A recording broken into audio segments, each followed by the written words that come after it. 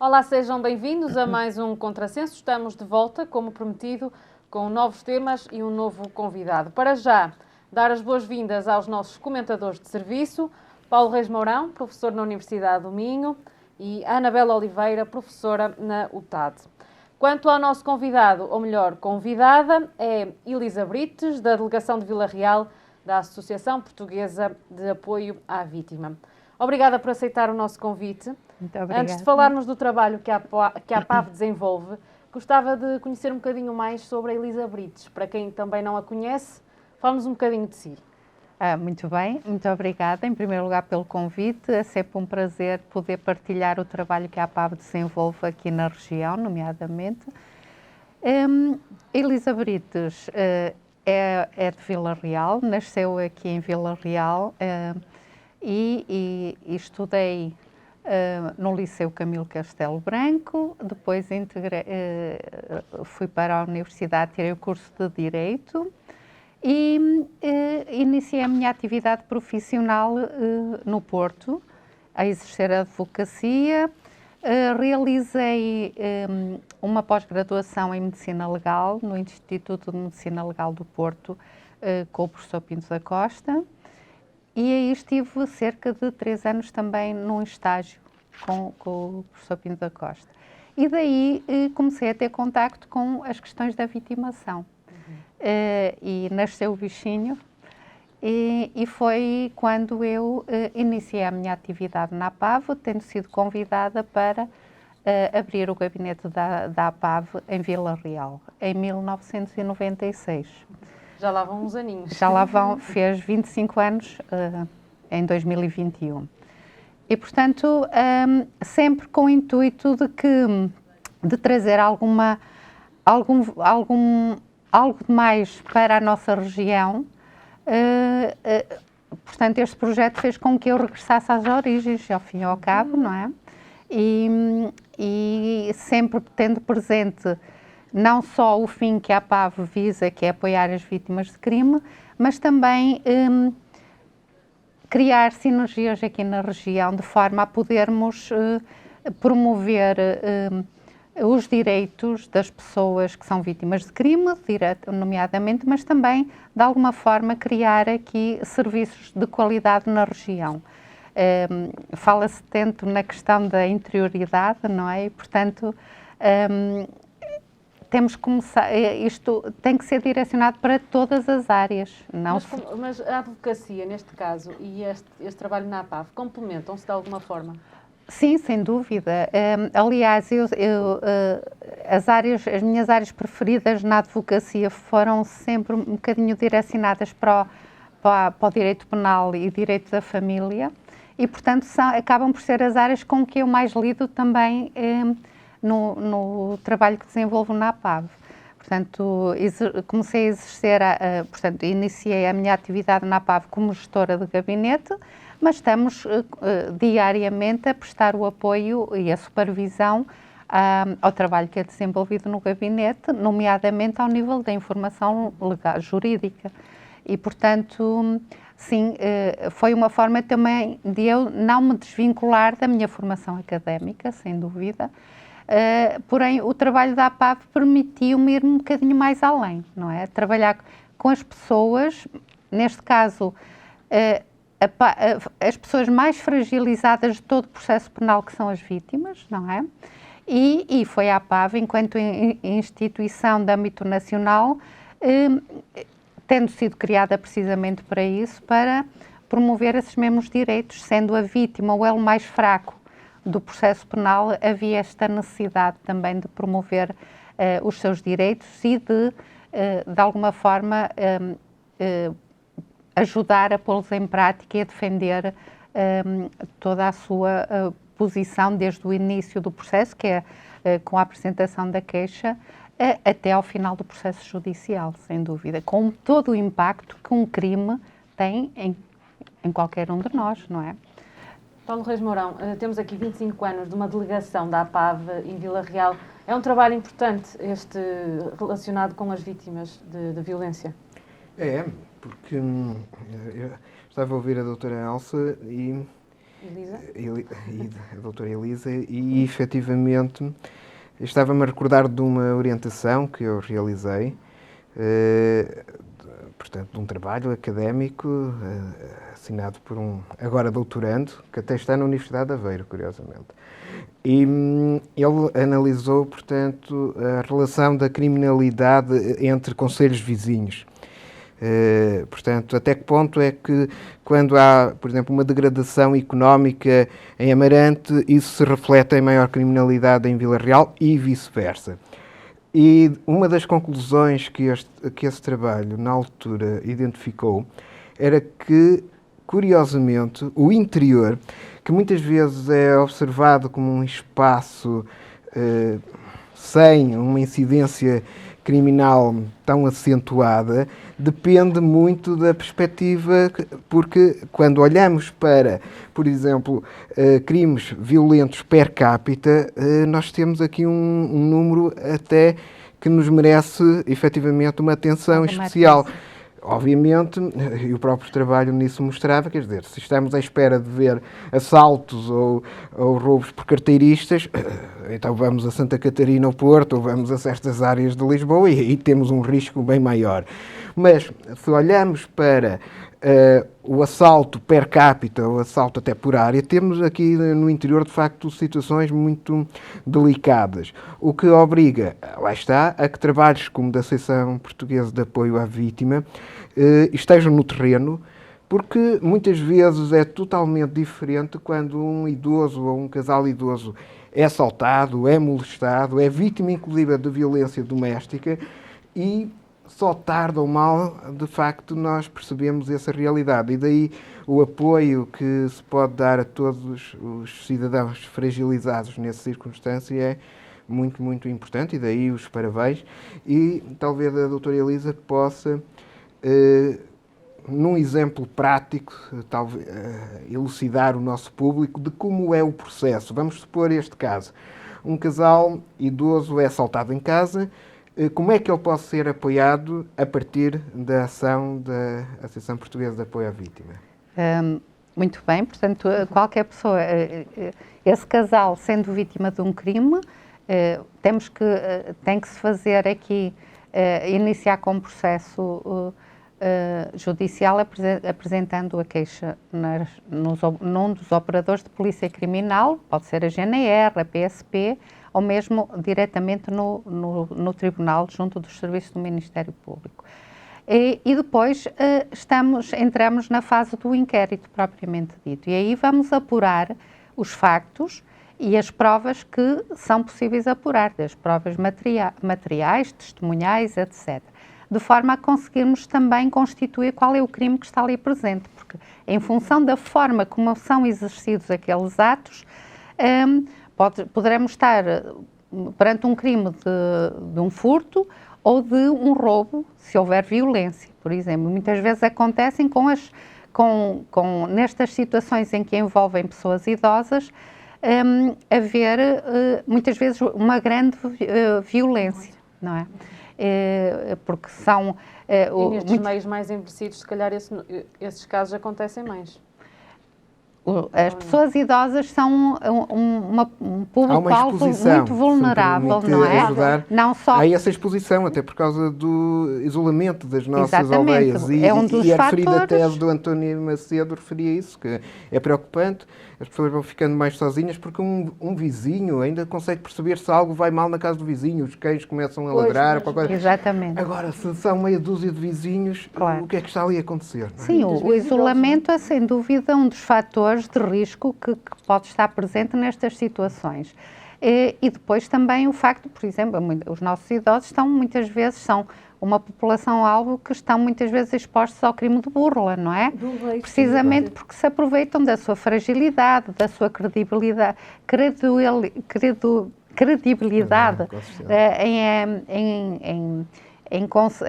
em não perceber que estão ali a tentar burlá-los, não é? E, portanto, muitas vezes usam uma série de estratégias para levar a cabo o seu intuito, não é? Que é fazer mal, e, portanto, este fazer mal pode ir mais que além do dano patrimonial, não é?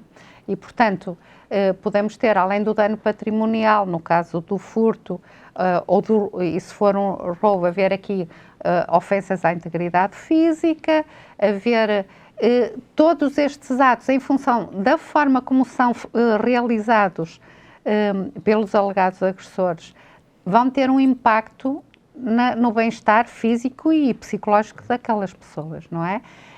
A noção, a percepção do receio que depois a partir daí vão ter, de sentirem-se inseguros, de perceber o que é que podem fazer para cautelar a sua segurança e a sua integridade. Portanto, tudo isto pode ser trabalhado pelos técnicos da APAV, não é? Não só o acompanhamento de todo o processo judicial, na medida de eles serem informados relativamente aos seus direitos e à forma como os podem exercer, mas também depois acompanhá-los através da implementação das diligências que são realizadas, do próprio colaboração com a própria Justiça em juntar informação se for pertinente, ou de sugerir ao próprio Tribunal a aplicação de medidas de coação quando elas são necessárias. E, portanto, isto é muito comum, por exemplo, nos crimes de violência doméstica, não é? E quando falo aqui em violência doméstica, não estou a falar só nas relações de intimidade, mas vai muito mais além do que isso.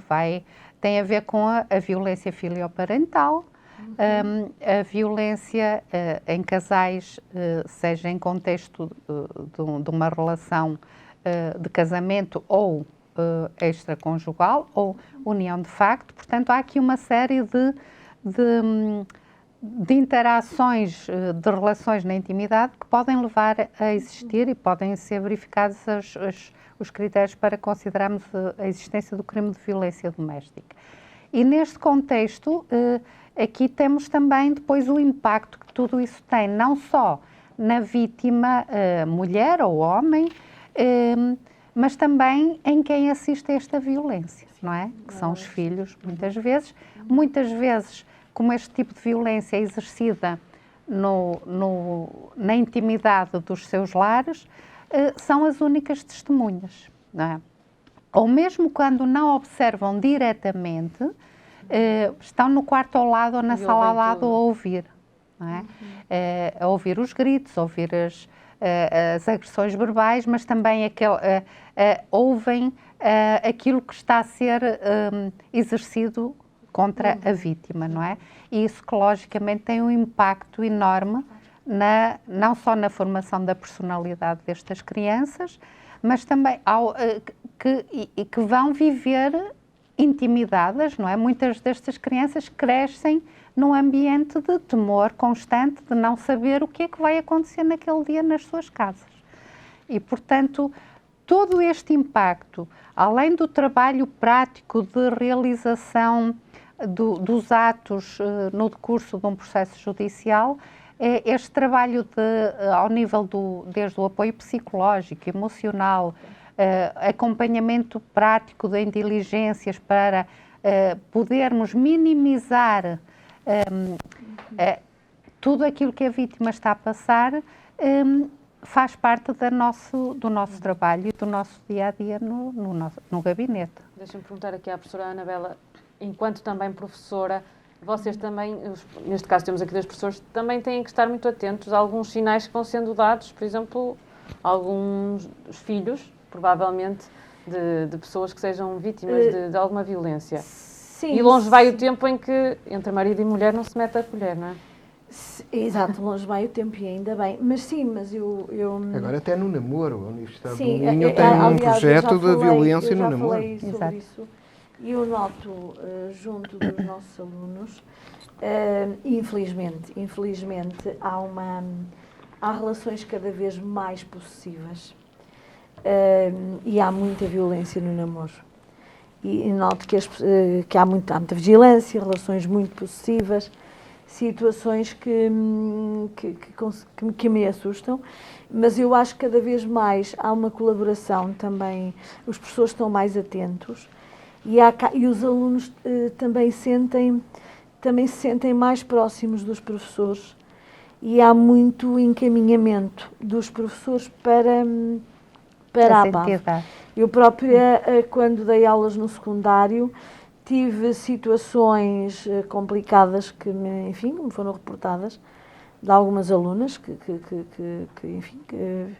situações com os pais que assistiram, situações complicadas de abuso no sítio onde viviam, e eu que eu própria as encaminhei para a APAV, e eu acho que também eles no fundo também têm essa confiança. Podem não saber exatamente o que é a APAV, não é? Mas também junto dos professores acabam por se queixar e os professores mantêm essa... ou pelo menos na altura nós tínhamos essa preocupação de dizer há uma associação, há alguém que vos pode ajudar e vocês podem ir lá. E isso acho que faz parte da nossa missão também. E a grande a necessidade cada vez maior, não só, porque o que nós sentimos, não só na violência no namoro, como noutros tipos de problemáticas, muitas vezes os casos que nos chegam são a ponta do iceberg. Pois, porque há muitas vezes a ideia... a investigar, não é? E há muito mais casos que estão aí escondidos por motivos fatores que levam com que as vítimas não assumam, não queiram assumir. E um deles é muitas vezes o facto de não considerarem aqueles atos como algo ilegítimo, como um crime. Se calhar até já nasceram portanto, normalizam, muitas vezes estes casos, tipo que quando normalizam é porque também já cresceram num ambiente hostil, não é? Sim, e se calhar de também alguma violência, então acham aquilo normal. Sim, porque crianças expostas à violência interparental vão interiorizar aquilo que vivenciam na sua para família, eles aquilo é normal, não é? Portanto, é normal, sentem-se mal com a situação, mas efetivamente acham que aquilo são as relações que conhecem. Por isso as questões da prevenção e da sensibilização são cada vez mais essenciais intervirmos a esse nível. E a APAV, além do atendimento a vítimas de crime, a prevenção e a sensibilização na comunidade e, nomeadamente, junto de crianças e jovens, é essencial. Porque as crianças têm que perceber... E mais, outro aspecto que eu gostaria de realçar. A sensibilização deve começar-se cada vez mais cedo. A APAV tem vários projetos já que estão a desenvolver-se, outros já se desenvolveram, para intervir com crianças no pré-escolar e no primeiro ciclo. Porque é importante que elas percebam que há vários tipos de relações. Há relações saudáveis e não saudáveis. E a forma como elas, primeiro, saberem detectar essas situações e depois também terem consciência de que podem pedir ajuda. Por exemplo, nós quando intervimos, neste momento, nós estamos a realizar ações de sensibilização aqui nas escolas do primeiro ciclo. E aquilo que nós também fazemos junto dessas crianças, portanto, estamos a falar de crianças entre os 6 e os 10 anos, basicamente, é perceberem que é importante elas saberem quem é a pessoa adulta de confiança, é quem é que podem confiar e falar daquilo que as incomoda. Porque muitas vezes as crianças não têm a percepção de que determinados atos que são alvo, não é? São coisas muito, além de serem perigosas para elas próprias, são crime. Portanto, para eles o crime ainda é uma noção. Hoje em dia também com as novas tecnologias, as redes sociais. Eu ia tocar aí. Mas às vezes isso pode deturpar um bocadinho estas questões e os valores que estão aqui em causa, não é? Portanto, então passar aqui ao professor aliás, o cibercrime... Eu ia tocar aí. Está cada vez mais na ordem ordem do dia. O cibercrime e o cyberbullying, não é? Portanto, exato. Nós vamos percebendo uma exposição maior que as pessoas fazem, umas conscientemente, outras inconscientemente, nas redes sociais, mas de facto, inclusive, eu creio que com pessoas aqui em redor da comunidade transmontana, de jovens que se expuseram nas redes sociais e a partir daí há todo um processo complicado de gestão, de retirar aquelas fotos, aqueles vídeos, há chantagens, há todo um abuso e, portanto, eu gostaria de saber se de facto a APAV já tem tido esse tipo de conhecimento, de trabalho no terreno, de formação. Esta era a primeira questão, portanto. E a segunda, eu há pouco estava a ouvir a questão da violência doméstica, que é algo muito, muito grave, e de facto ficamos depois com alguma perplexidade quando vemos decisões judiciais que colocam os cônjuges a conviver no momento a seguir à agressão. E quem diz os cônjuges diz os filhos agredidos ou os pais agredidos a terem que conviver com os agressores, eventualmente. Prisão domiciliária e voltam a... E depois há aqui uma certa desautorização de todo esse discurso ético, não é? Eu gostaria de ouvir a doutora Elisa sobre estes dois pormenores. Primeiro, a questão do cyberbullying, da exposição. Apesar de sermos uma região, lá está, muitas vezes pensamos que por ser interioridade o crime não acontece. Mais uma vez é uma falácia. O crime acontece aqui à nossa volta e não devemos baixar as guardas nesse aspecto e atenção. E, portanto, devemos estar atentos. Eu, como pai de adolescentes, procuro estar atento, mas noto essa exposição que existe nos jovens, na adolescência, nas redes sociais e, portanto, este é um perigo. Eu sei de casos que aconteceram de jovens aqui, da região, e que, de facto, merece essa atenção, e eu gostaria de saber se a APAV está no terreno também a apoiar. E depois a questão, de facto, dessas decisões judiciais que parecem contrariar, de facto, aqui esta tendência ética de se evitar que o agredido e o agredido recorrentemente tenha que conviver com o agressor e com o agressor recorrente. Muito bem. Como eu estava a referir há pouco, relativamente às questões de cyberbullying, a APAV, além de apoiar também quem é vítima desses crimes, não é? No trabalho da prevenção e sensibilização, que nós fazemos muito focados nas escolas aqui do distrito, o de alertar para os riscos de uma boa utilização das redes sociais e de toda esta tecnologia que cada vez mais as nossas crianças e jovens têm acesso, não é?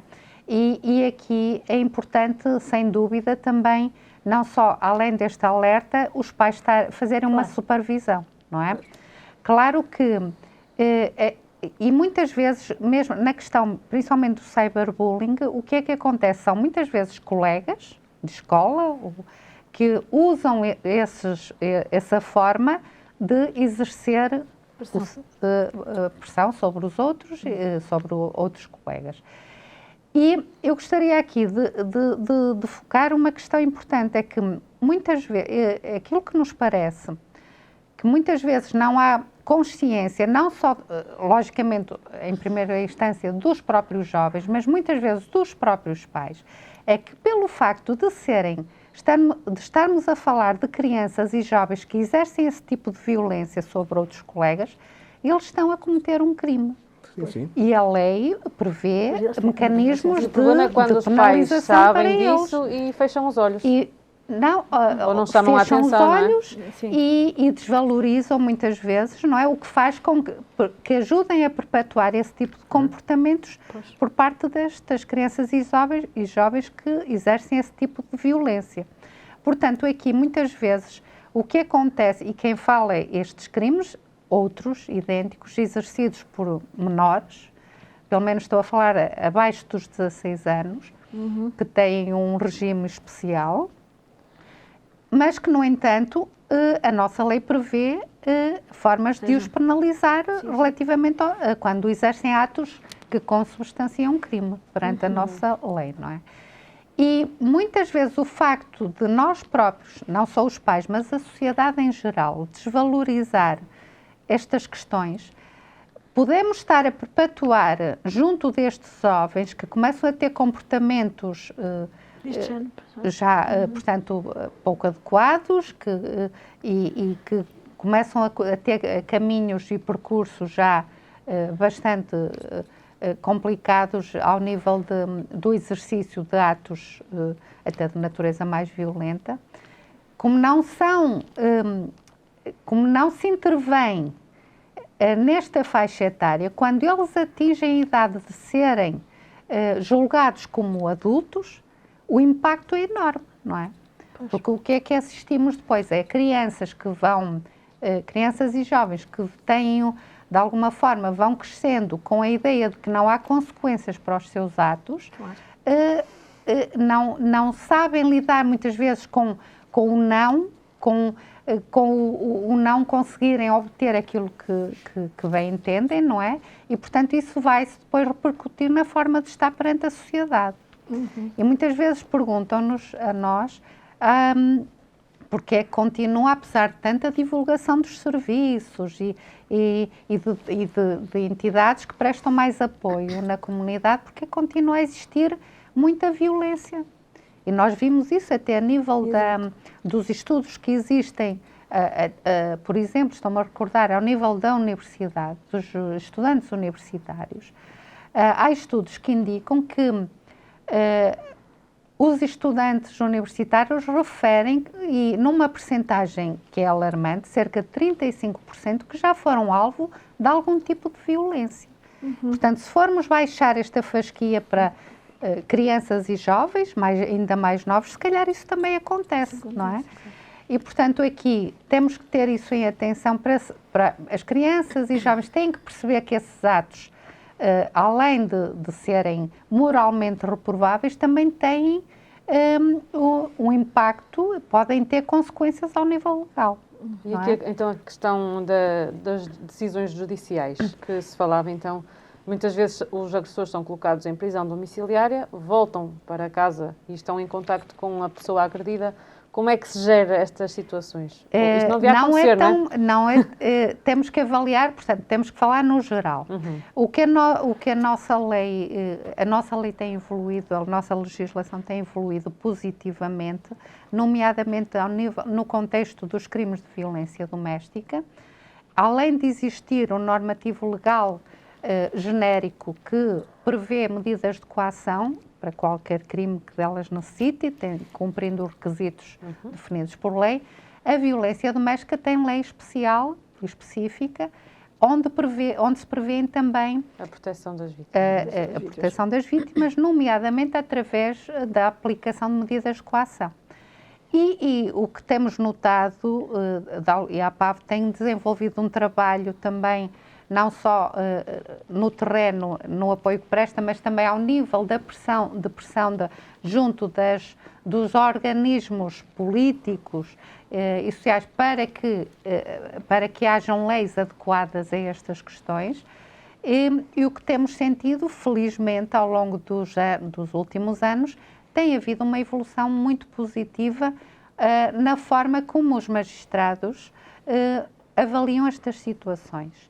E portanto, tem havido uma evolução positiva também na aplicação destas medidas de coação junto de agressores no âmbito do crime de violência doméstica. E quando as medidas são aplicadas, é com o intuito de proteger a vítima. E para isso, vimos cada vez mais medidas que são implementadas e que penalizam, entre aspas, o agressor, no sentido de ser ele a sair de casa e não a vítima, e aplicando-se medidas de proibição de contactos, assistidas por meios técnicos de controle à distância, a pulseira eletrónica, a teleassistência. E, portanto, a prisão preventiva em contexto no domicílio só será realizada ou efetuada, nunca será no ambiente onde a vítima está a residir, não é? Portanto, eu não conheço nenhuma situação em que isso tenha acontecido, antes pelo contrário. Portanto, será em última instância, se o agressor não cumprir aquilo que é implementado, que as medidas que o Poder Judicial aplica, nomeadamente a pulseira eletrónica, por exemplo, se o agressor a viola constantemente essa medida, em última análise irá para a prisão preventiva, efetiva, em prisão, portanto, e não no domicílio, não é? Portanto, não estamos a falar... Eu, como disse, não conheço pessoalmente nenhuma, nem me parece que faça sentido, e penso que o magistrado não vai aplicar uma medida de prisão domiciliária quando a vítima... para esclarecer essa dúvida, não é? Que Exatamente. é certamente a dúvida de muitas pessoas. Eu referia, era alguns casos que têm sido reportados na comunicação social, em que, efetivamente, por vezes, e que terminam muito mal, e que depois os jornalistas identificaram que efetivamente aquela pessoa já tinha feito não sei quantas acusações de violência doméstica. Mas para haver, eventualmente, com medidas de coação que foram sendo aplicadas e que ele violava constantemente, não é? Portanto, aqui tem que haver, por exemplo, nós quando estamos a trabalhar com uma situação de violência doméstica, um dos primeiros elementos que são importantes nós avaliarmos logo desde o primeiro atendimento é, além do levantamento da situação de vitimação, é a avaliação do grau de risco. E essa avaliação do grau de risco é que nos vai ajudar a avaliar o que é que poderá ser mais adequado para proteger aquela vítima, a vítima e os filhos, e muitas vezes não só os menores, mas também, imaginem, muitas vezes quando existem outras pessoas a viver, ou familiares, pessoas da família alargada que podem também ficar em risco se, por exemplo, estiverem a ajudar a vítima, não é? Portanto, depois o agressor também dirige a violência não só contra a sua companheira, mas também contra aquelas pessoas que estão a ajudar a vítima, não é? E, portanto, nós temos sempre que avaliar caso a caso, e esta avaliação do risco vai nos ajudar a perceber que medidas é que têm que ser implementadas em cada situação. E isso é importante. E, portanto, nós fazemos essa avaliação do risco e vamos acompanhando e reavaliando em função da evolução, do caso, portanto, ao longo de todo o processo de apoio que se vai desenvolvendo, não é? Professora, tem alguma questão? Eu tenho uma questão precisamente também neste contexto de violência doméstica. Nós sabemos que o contexto de violência doméstica passa por uma grande manipulação. O agressor é manipulador. Sim, pode ser. E a vítima apresenta queixa, mas muitas vezes volta atrás, não é? E há casos de vítimas que voltam para o agressor. Sim. Como é que vocês lidam com estes casos?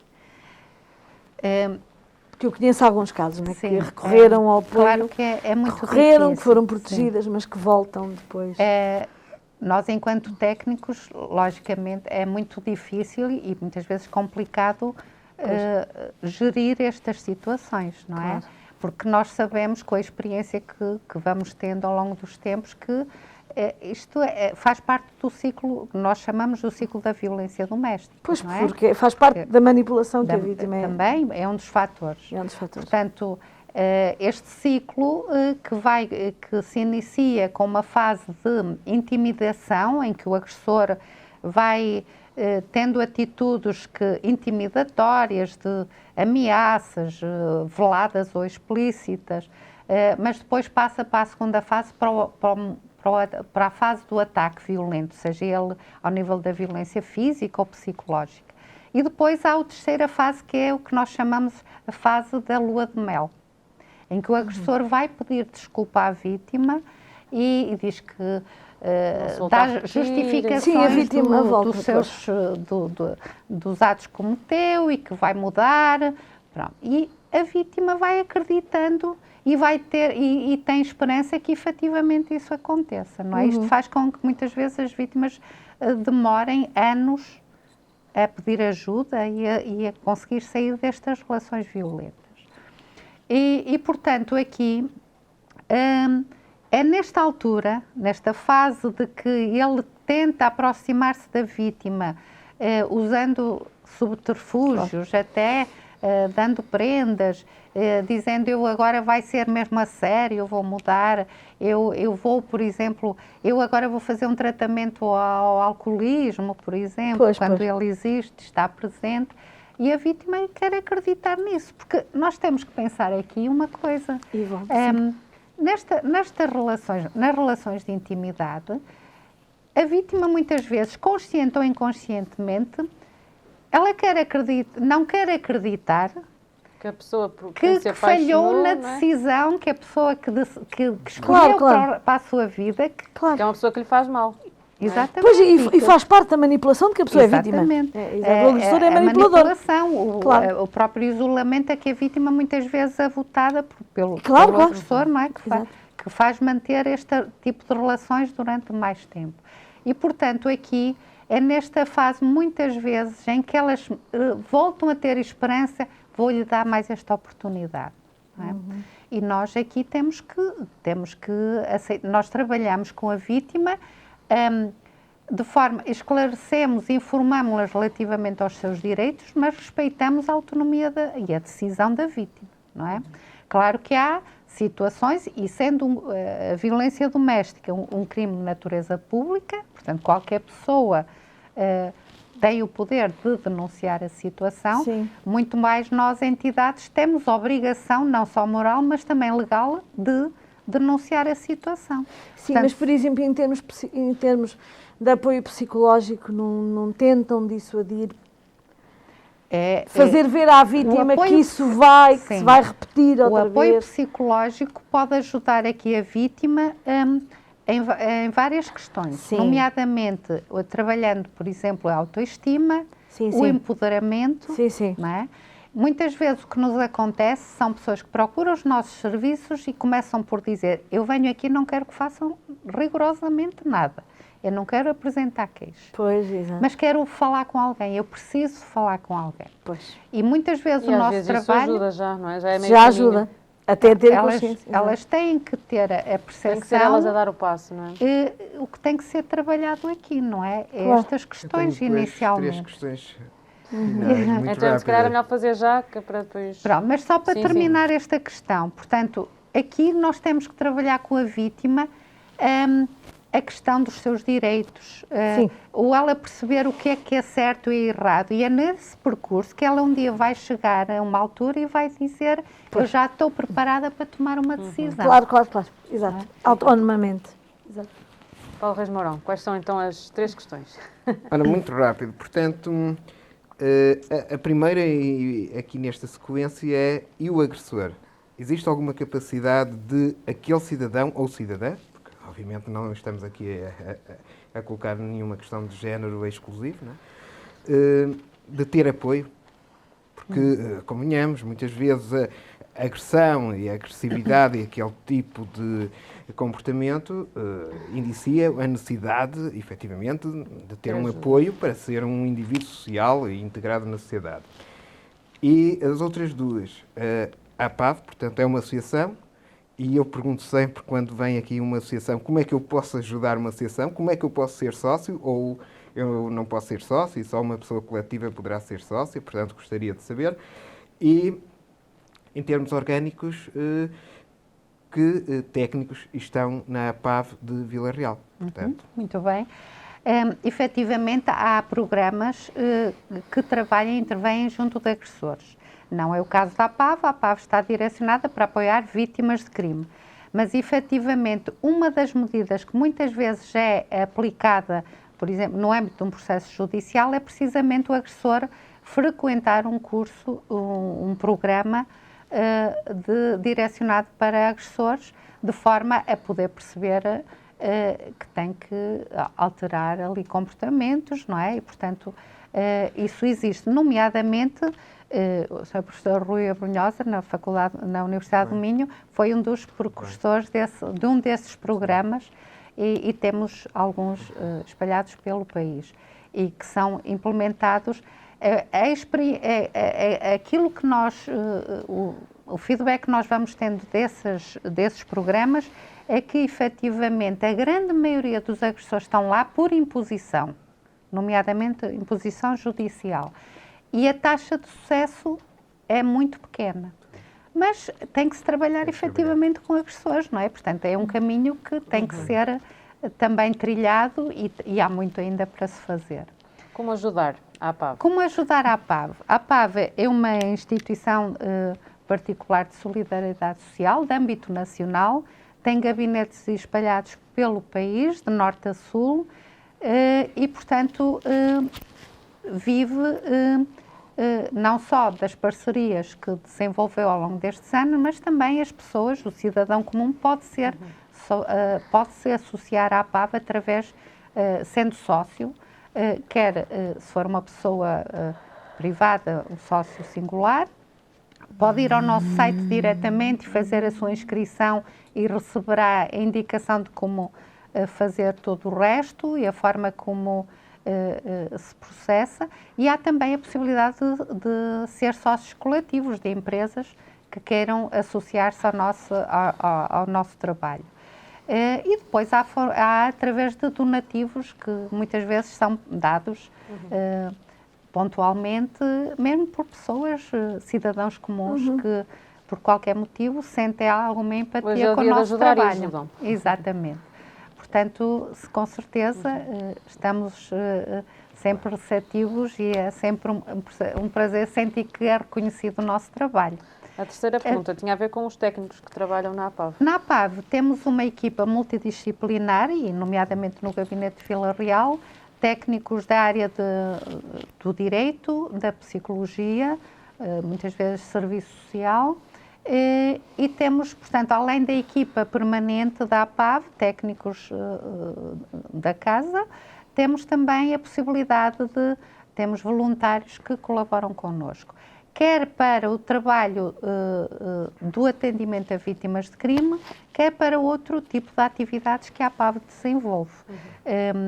Gostaria de realçar neste aspecto que a APAV desde sempre e atualmente temos um centro de formação e desenvolve continuamente, junto quer dos técnicos permanentes, quer dos voluntários, formação adequada para poderem intervir com vítimas de crime. Portanto, não é chegar ali, cair de paraquedas e começar a trabalhar. Portanto, as pessoas têm que perceber o que é que estamos a falar, independentemente da área académica de origem, não é? Portanto, e dos conhecimentos que nos trazem, têm que perceber como é que é desenvolvido o trabalho multidisciplinar nos gabinetes, a forma e os mecanismos e a própria...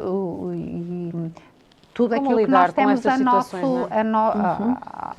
temos já o nosso serviço para podermos desenvolver o trabalho nos gabinetes. Só para fecharmos este tema, tem alguns números que nos possa dar relativamente à situação da APAV aqui em Vila Real? Em Vila Real, os números que temos já disponibilizados dizem respeito ao ano 2020 e posso dizer que nesse ano o Gabinete de Vila Real fez ao nível, o número de atendimentos desenvolvidos foram cerca de quase 3.400 atendimentos, num universo de cerca de 355 utentes.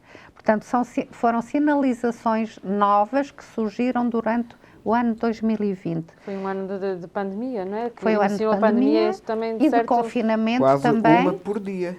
Exatamente. Ora, foi bem menos do que se esperava por ser de pandemia, não? Não, ou mais? Não foi menos do que se esperava. Está na senda da média. Sim? Sim. O que acontece é que o tipo de apoio, a percentagem ao nível do apoio prestado foi maioritariamente por telefone, cerca de 60% por aí.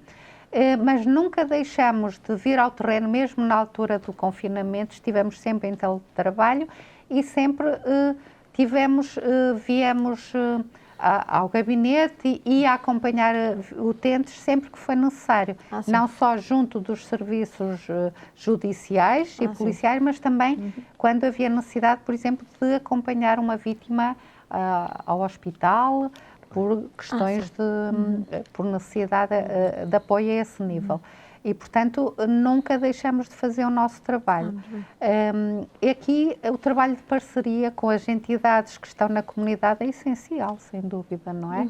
E o facto de interagirmos, ou as polícias para nós, ou nós para as polícias, ou o próprio tribunal que solicita cada vez mais a nossa intervenção, por exemplo, a acompanhar as vítimas, por exemplo, em declarações para a memória futura, o facto de ter um técnico ao lado da vítima para poder apoiar naquele ato dá-lhe mais confiança. Muito bem, muito bem. Muito bem, vamos passar então ao próximo tema. Viemos de eleições antecipadas, aqui o professor já teve a oportunidade no domingo connosco fazer aqui uma análise aos resultados. Vou por isso começar pela professora Anabela. Que resumo fazer destas eleições? O que é que a surpreendeu mais?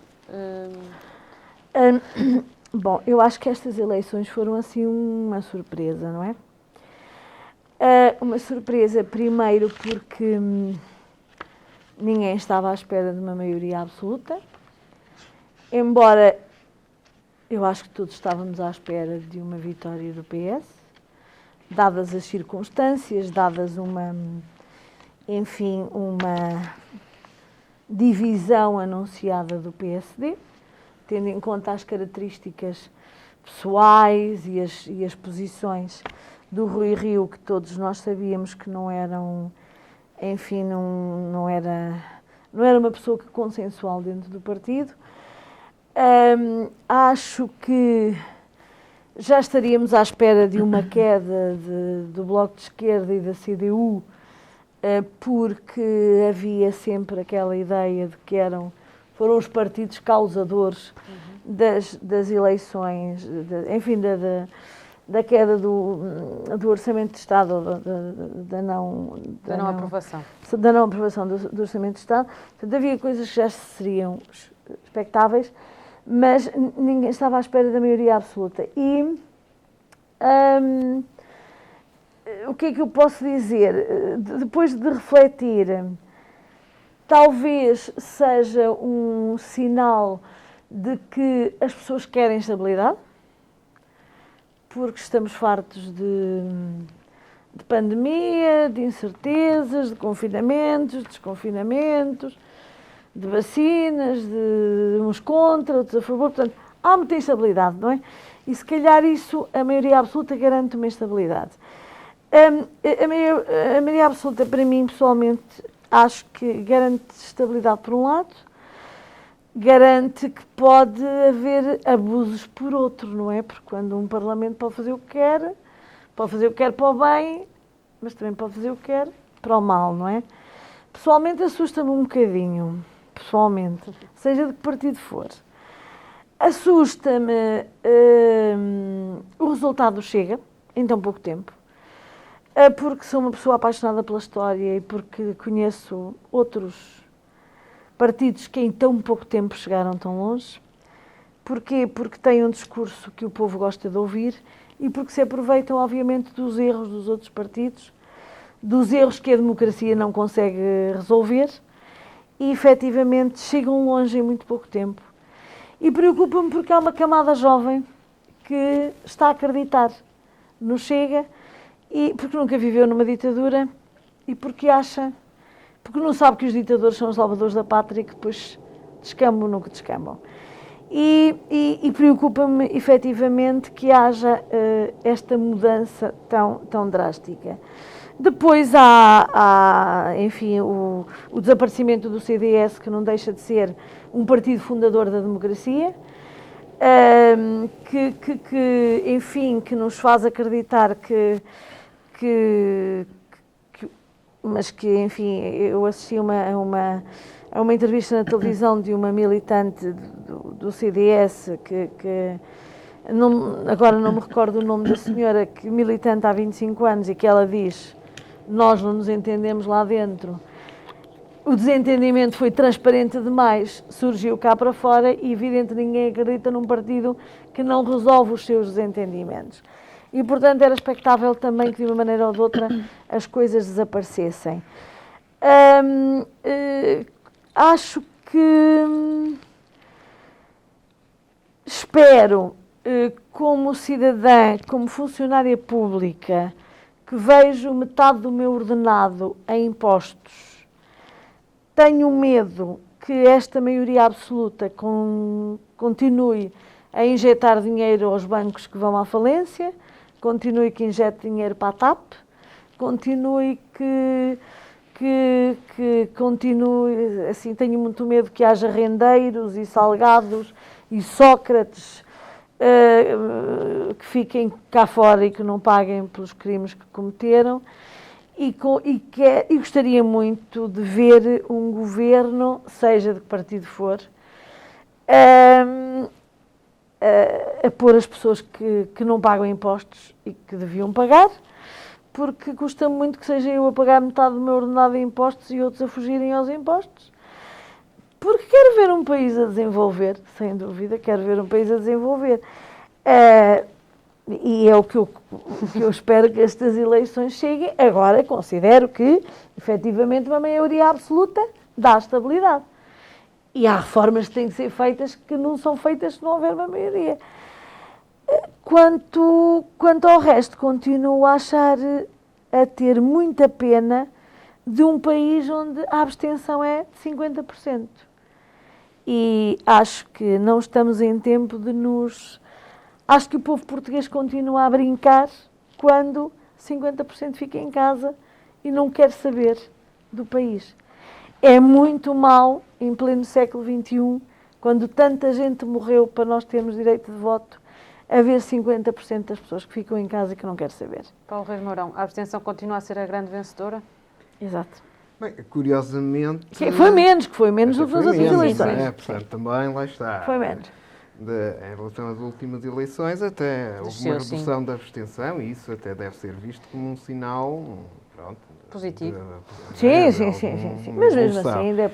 Agora, por exemplo, na região, e lá está, nos números que eu partilhei logo na noite aqui com a Voz de Trás-os-Montes, 1 em cada 2 não votou, não é? E, portanto, e com outra curiosidade, que os brancos, não é?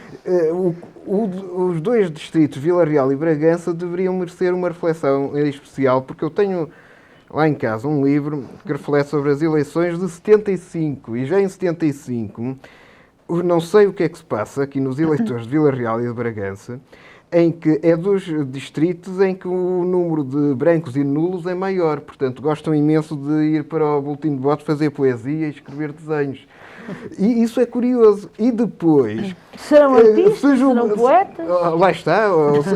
Quem sabe se não são futuros diretores cinematográficos. Aí então a Anabela até poderá ficar enriquecida com material adicional. Não é?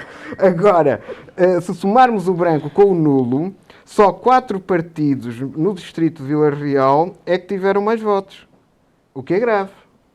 Significa que, portanto, todo aquele conjunto de 8 ou 9 partidos que estavam lá tiveram menos que o branco e que o nulo. O que eu acho que merece uma reflexão dos próprios, mas também, efetivamente, significa que há muita gente que vai, por e simplesmente, podiam ficar em casa e contribuir para a abstenção, mas não.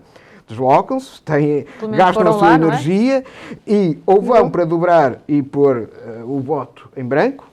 Isso já quer dizer alguma coisa. Quer dizer muita coisa. O ensaio sobre a lucidez do Saramago é focado no voto em branco, não é? Que é visto como uma pandemia. Será que isso não tem a ver com a questão da interioridade, e depois, não é? Que não se revê a partida. O nulo, para mim, é mais assim, quem vota em branco significa que, efetivamente, não se revê naquelas forças. O nulo, a partida, é uma grande heterogeneidade de interpretações, desde o voto de protesto, em que a pessoa diz, olha, eu vou pôr isto para quem abrir e quem ler o voto se rir e interpretar, até muitas vezes também, ainda que não, em 75 era uma coisa e agora já não é tanto, que era alguma inépcia e alguma imaturidade do eleitor que fazia mal a cruz, Sim, porque sim, também. não basta pôr a cruz ao lado, não é? A interseção dos dois traços tem que cair num quadrado e no quadrado identificado para a posição do voto. Caso contrário, é nulo. Mas há muitas vezes pode, pronto, estar ali com um momento de nervosismo e fugir um bocadinho. Mas a interseção tem que estar numa... E se a pessoa sentir que houve algum problema, também pode pedir outro, não é? Agora, significa, de facto, temos tantos nulos, alguma coisa deveria merecer de reflexão. Relativamente ao que a novela ficou, pronto, e eu, de facto, passei a semana, pronto, tive essa honra por parte da Voz Trás-os-Montes e, se calhar, de outros órgãos, a quererem saber a leitura que eu faço, e, portanto, não quero estar aqui a repetir-me. Face à questão do Chega, que eu acho que merece a sua reflexão, que é uma faca de dois gumes. Em primeiro lugar, creio que as instituições parlamentares portuguesas estão munidas de recursos para evitar que qualquer dislate agora aconteça por parte de um partido ou de vários. E, portanto, a própria sociedade portuguesa, e mesmo o grosso do eleitorado do Chega, não se revê naquelas bandeiras que são até anticonstitucionais. O grosso do eleitorado do Chega não se revê nessas bandeiras e o grosso do eleitorado do Chega não é xenófobo. Pelo menos aquela amostra que eu percebi. Sim, sim. Não quer dizer, e a minha amostra que eu percebi vale o que vale.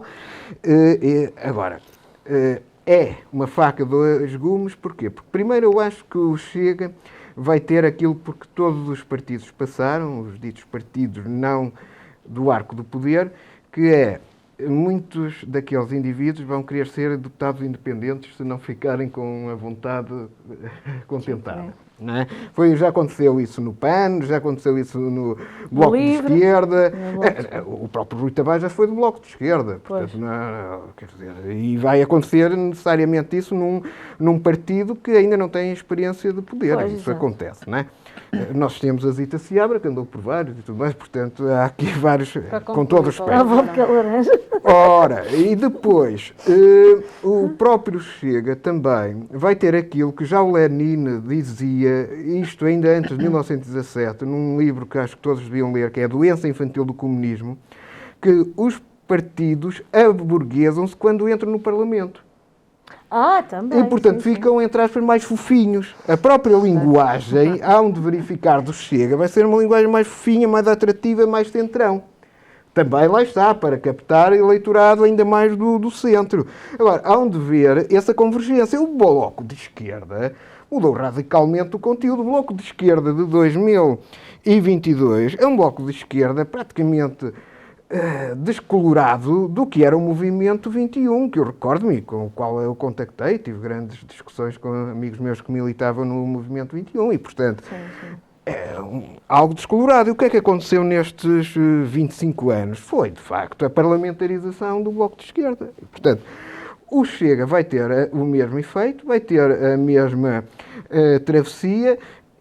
Vai ser posto à prova também. Vai ser posto à prova e, portanto, obviamente eu acho que há mecanismos de limitação desse radicalismo que eu acho que é mais, pronto, acessório. Mas temos de estar atentos, temos.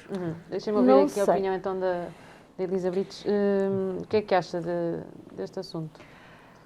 Eu penso que os portugueses perceberam, muitas vezes nós temos a noção e os próprios políticos acham que o facto daquilo que referiram há pouco da abstenção, não é? A indiferença, porque eles são sempre os mesmos, estão a trabalhar para eles próprios e não para o povo, para a nação, mas quando é preciso eles estão lá e isto mostra que eles estão atentos, efetivamente, não é? E este reajustamento, esta surpresa que existiu nestas eleições mostra precisamente isso, de que acabam por ter, o povo português tem bom senso, quando é preciso intervirem ativamente e poderem intervir de forma a mostrar o que sentem e o que querem, estão aí e mostraram-no perfeitamente. Falava há pouco da questão da interioridade. A questão... são questões que vamos ver o que é que agora o novo governo vai fazer. Eu penso que essencialmente a maioria absoluta dá-lhes aqui a possibilidade de mostrar um trabalho substanciado e mostrar e vai ser posto à prova para poder criar políticas de intervenção a médio e a longo prazo. É isso que falta em Portugal, não é? E a interioridade mostra isso. Porquê? Precisamente porque se calhar também há um bocadinho, porque as pessoas estão cansadas de que no interior não nos ligam, não vem nada para aqui, vai tudo para o litoral, vai tudo para os grandes centros e daí os votos nulos e também acabam por refletir um bocadinho o brincarem ou achincalharem um bocadinho este processo político. Mas agora o governo tem aqui um espaço perfeitamente equilibrado em que eles podem mostrar o que vale e o que querem fazer, não é? Não só para as políticas. Eu penso que o país tem que mostrar e está... o crescimento nacional tem que começar a existir. Ele tem sido muito residual, não é? E só com medidas sustentadas e a longo prazo é que nós podemos desenvolver o país. Nós não podemos ficar cada vez mais dependentes do resto da Europa e de outros países, não é? E os políticos têm que perceber que não podem trabalhar para se manterem na política e no sistema político, mas têm que trabalhar para o povo. Sim. E é isso que eu penso que é essencial, Sim, retirarmos desta... Eu a questão sim. de interioridade, sinceramente, acho que é uma questão de mentalidade. Eu acho que nenhum partido... Porque, assim, fala-se muito em interioridade, mas, entretanto, fecharam-se maternidades, fecharam-se hospitais, as escutas são cada vez mais caras às pessoas. Eu acho que a questão da interioridade nunca interessou a ninguém. E começa logo pelos deputados da interioridade não quererem saber, não é? Porque há muitos deputados da interioridade que nem são de cá. E depois os que são de cá vão para lá e também não querem saber do que se passa cá. Sinceramente. Portanto, eu acho que a questão da interioridade não vai ser resolvida. Por partido nenhum. Sim, a questão aqui temos muito que sinceramente, ver... Eu queria que tivesse, eu já disse aqui, eu quero ter mais secretários de Estado e ministros do interior. Exatamente. Agora, quando me dizem que o governo ainda vai ser mais enxuto, fico preocupado. Não, mas a probabilidade... Agora, eu acho que também uma coisa. É assim, eu acho que também, se calhar, uma das vitórias do PS teve a ver, e quer gostem, quer não gostem, nós fomos um país que gerimos muito bem a pandemia. A nível mundial e a nível europeu. Deixemos-nos de histórias. É verdade. Eu acho que nesse aspecto as pessoas aperceberam-se disso. Neste último meio ano. Mas aí não foi só neste período. Não foi só neste Nós chegámos a ser um país, na primeira fase, as começaram a entrar na linha. Está bem, mas não foi só neste último meio ano. Eu acho que se não houvesse aquela gestão... Sim, mas não foi só nos primeiros meses do confinamento, nós fomos um dos países da Europa que gerámos muito bem, que gerimos muito bem as questões. Isso também, as pessoas aperceberam-se disso. E se calhar também foi um dos fatores. Mas eu penso que gerimos bem porque nós, portugueses, somos um povo que nos acomodamos e que olhamos para aquilo que nos dá jeito e que nos interessa na altura. As pessoas ficaram intimidadas com o impacto que toda a pandemia teve, não é? E, portanto, a nossa postura foi, nós vamos ter que colaborar. Pois, colaborámos muito rápido e pegando também neste tema que estavam a falar da questão da gestão da pandemia. Professor Paulo Reis Mourão, muito rápido. Já foram anunciadas agora novas, levantamento de algumas restrições, tanto para viajar como vão ser anunciadas agora também como o uso da máscara. É um regresso gradual à normalidade. Bem, esperamos. Agora, é muito importante também que a mensagem seja bem construída, porque depois temos o risco de virar, convenhamos, um desconfinamento descontrolado, e não é isso que se pretende. Nós temos a percepção de que, efetivamente, a pandemia aos poucos pode virar endemia, isto é, pode ficar de um modo controlado pela população, mas é muito importante a gestão da mensagem, porque nós também sabemos que a população depois ouve exacerbadamente a mensagem, isto é, vamos desconfinar e depois no dia a seguir já tudo vai queimar as máscaras e vai andar tudo em cima uns dos outros, não é? E não pode ser isso, não é? E, portanto, vamos ter que gerir com muita atenção, porque nós já vimos, como aconteceu no Natal de 2020, o que deu uma má gestão da mensagem, não é? E eu creio que não é isso que se espera. Agora, começamos a ter bons exemplos que vêm de outros lados, que já estão a avançar para estes ritmos de endemia, nomeadamente os países escandinavos, que de facto estão a abandonar a obrigatoriedade de máscara na rua, sendo certo, por exemplo, que eu acho que vamos começar a adotar muitas práticas como os povos asiáticos já adoptam, que em determinados períodos do ano andam naturalmente de máscara e, portanto, eventualmente nós ganhamos algum tipo de comportamento e também de um comportamento que não Mas será nessa questão da mau. máscara, deixa-me só pegar no que a professora Anabela estava a dizer antes de começarmos. Sim. Já é defendido que não devemos Sim, usar sim, muita eu máscara. tenho falado com algumas pessoas ligadas às ciências e que o que elas dizem é que, sobretudo quem já teve Covid, deve deixar a máscara porque não, portanto, não transmite, não apanha e o corpo tem que começar a habituar-se aos vírus, porque efetivamente a máscara torna-nos o sistema imunitário torna-nos muito vulneráveis, não é? Porque no dia a dia trocamos bactérias, trocamos vírus e é isso que nos torna mais fortes. E, portanto, gradualmente, nós deixarmos a máscara para que o corpo se habitue de novo a todos os omicrones que andam para aí.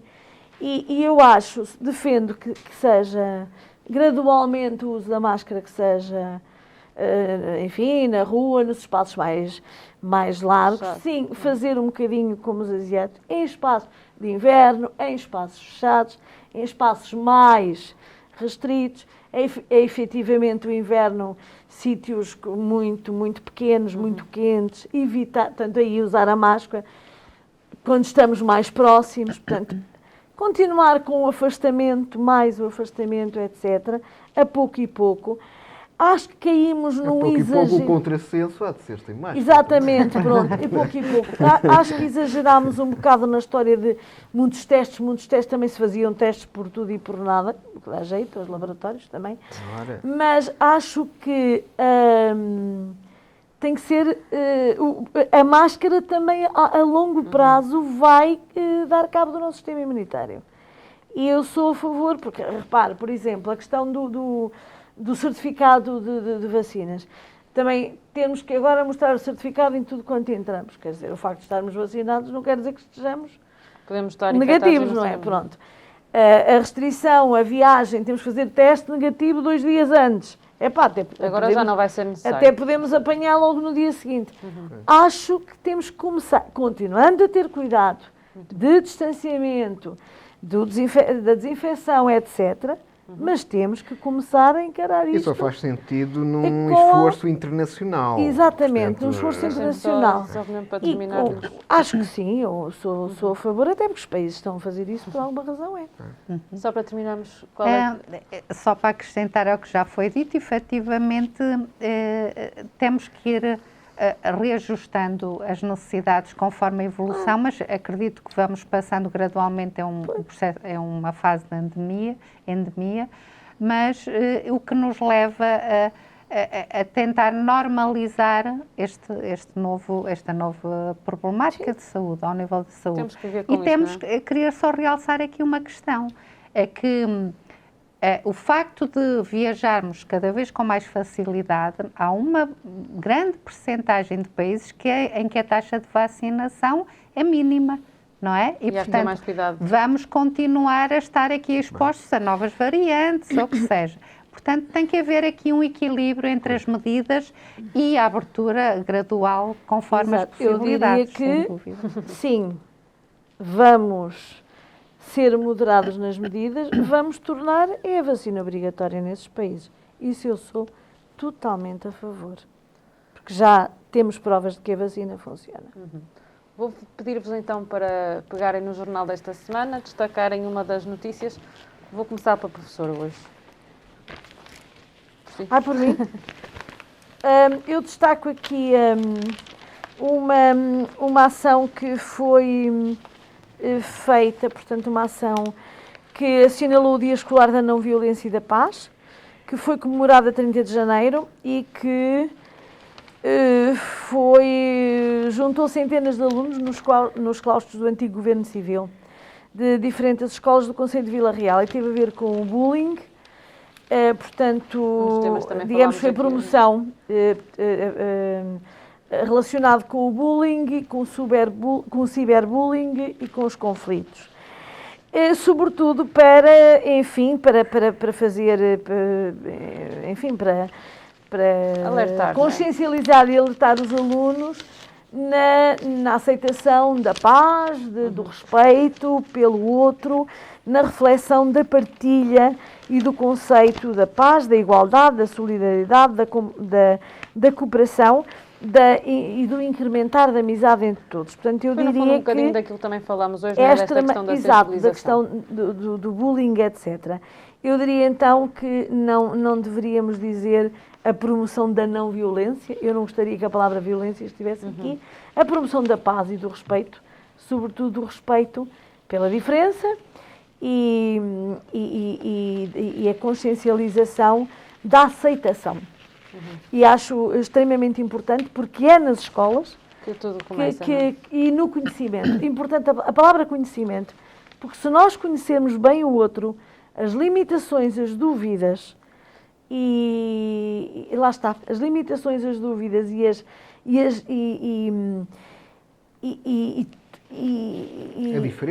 diferenças do outro, vamos necessariamente viver em paz com todos.